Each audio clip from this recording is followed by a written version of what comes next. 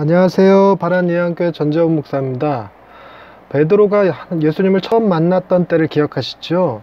밤새도록 고기를 잡았으나 한 마리도 잡지 못했다가 주님이 깊은 곳에 가서 그물을 내리라는 말씀을 의지하고 깊은 곳에 그물을 내렸다가 물고기를 잡은 놀라운 일이 있었습니다.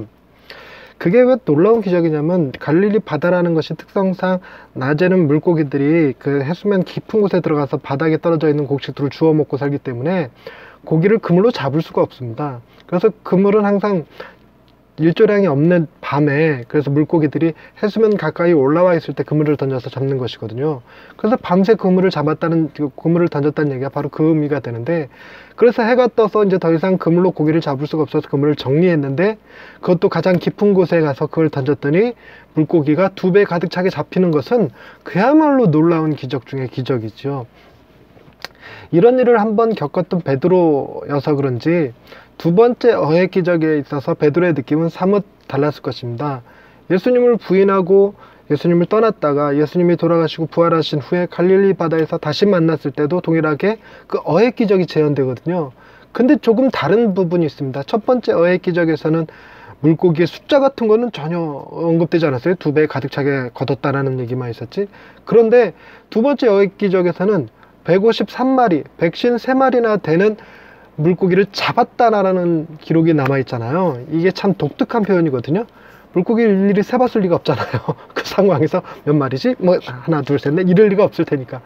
그런데 더 희한한 표현이 그 같은 구절에 있습니다. 그물이 찢어지지 않았다는 거예요. 이 말씀을 기록한 요한이 물고기의 숫자보다 더 놀라운 것은 그렇게 많은 물고기를 잡았는데 왜 그물이 찢어지지 않았는가 하는 것에 더 큰 관심을 두었던 것 같습니다. 그래서 오늘은 거기에 포커스를 맞춰서 한번 하나님의 말씀을 준비해 보았습니다. 샬롬, 하나님의 평강이 삶에 가득하시기를 기원드립니다. 기독교의 상징 중에 153이 있는 거 아시죠? 베드로의 두 번째 어획 기적 당시 잡힌 물고기의 수입니다.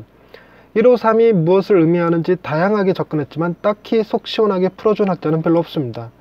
153은 완전수의 개념에도 안 맞고 신학적으로도 무엇을 의미한다고 말하기 애매한 숫자이죠.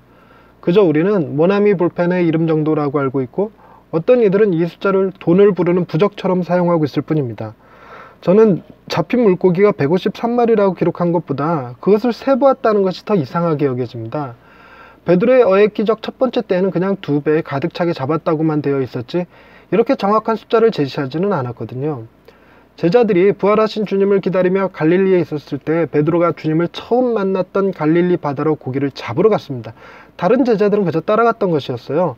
밤새 고기가 한 마리도 안 잡혔는데 베드로에게는 주님을 처음 만났을 때와 동일한 경험이었습니다. 처음에야 왜 안 잡히는지 모르지만 두 번째는 주님을 만나기 위함이라는 생각이 들었을 수도 있잖아요.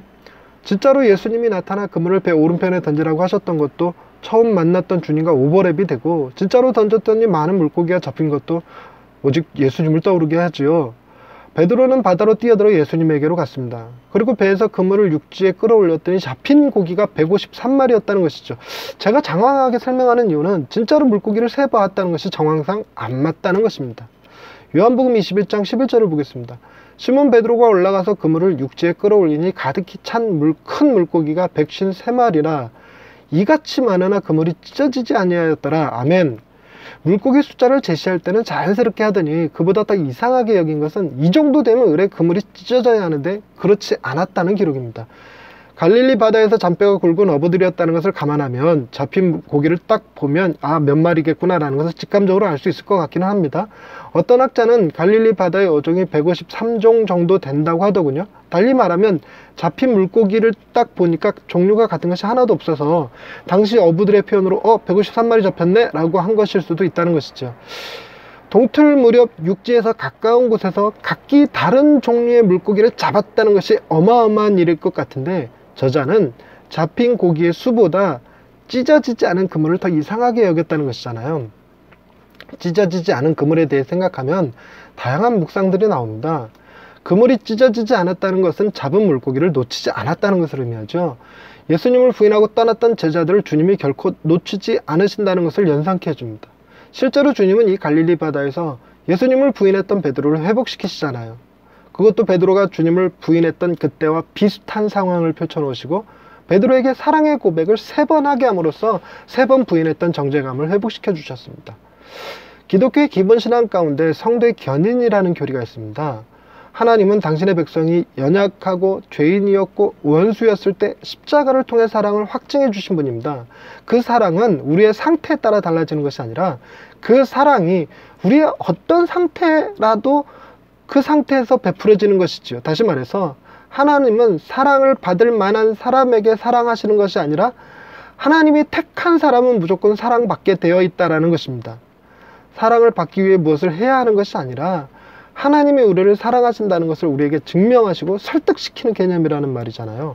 그러니까 그 사랑의 책임은 하나님께서 가지고 계시고 우리를 그 사랑으로 끝까지 붙들어 주신다는 것이 성도의 견인입니다. 하나님이 이 악한 세상에서 우리를 건져내실 때 그물이 약하고 그래서 찢어지게 된다면 우리는 다시 악한 세상으로 돌아가 버릴 것입니다.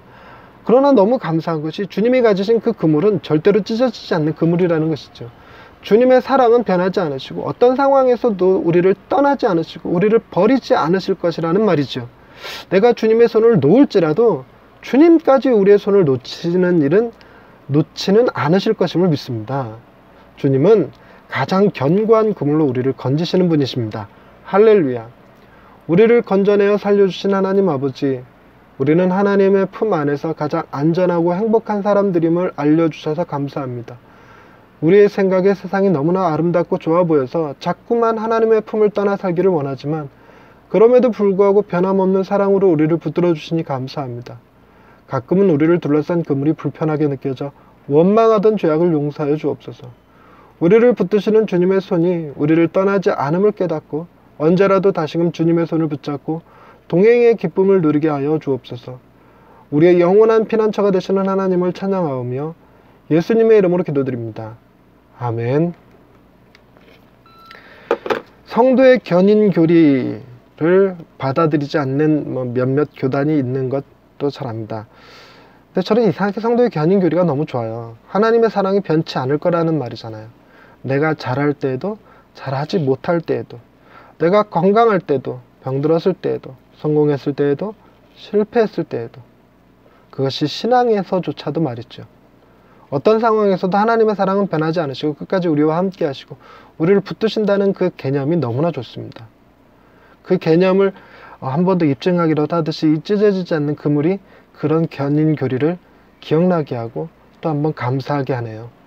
여러분, 오늘도 하나님의 손은 언제나 우리와 함께 하고 계십니다. 그 안에서 오늘 하루도 행복한 날 되시길 바랍니다. 감사합니다.